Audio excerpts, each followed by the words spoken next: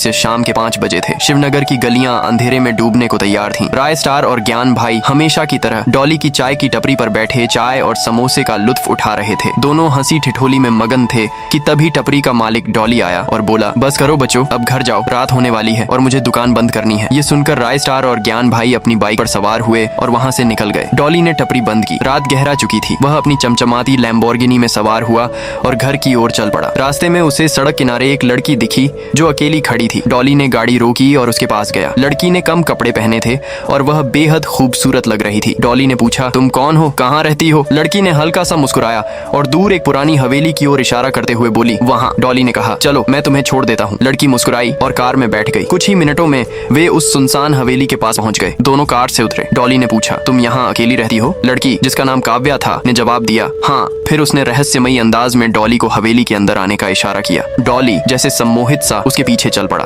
अंदर काव्या एक पुराने बिस्तर पर लेट गई। डॉली भी उसके बगल में लेट गया। धीरे धीरे दोनों करीब आए। रात के 2:30 बज चुके थे। अचानक गर्मी से डॉली की नींद टूटी। वह हवा लेने हवेली के बाहर निकला। बाहर खड़े होते हुए उसकी नजर एक पेड़ के पीछे पड़ी जहाँ कुछ अजीब सा दिखा। वह पास गया तो देखा कि वहाँ कई लड़कों की लाशें खून से लथपथ पड़ी थीं। डॉली घबरा गया। उसने पीछे मुड़ा तो काव्या वहाँ खड़ी थी, लेकिन अब उसका चेहरा भयानक था। उसने ठंडी आवाज में कहा, बलात्कारी इंसान, और डॉली को मार डाला। अगली सुबह राय स्टार और ज्ञान भाई टपरी पर पहुंचे। वहाँ भीड़ लगी थी। टपरी के टेबल पर डॉली की लाश पड़ी थी जिसके हाथ और सिर कटे थे। पास में खून से लिखा था, बलात्कारियों की यही सजा है। दोनों सदमे में थे।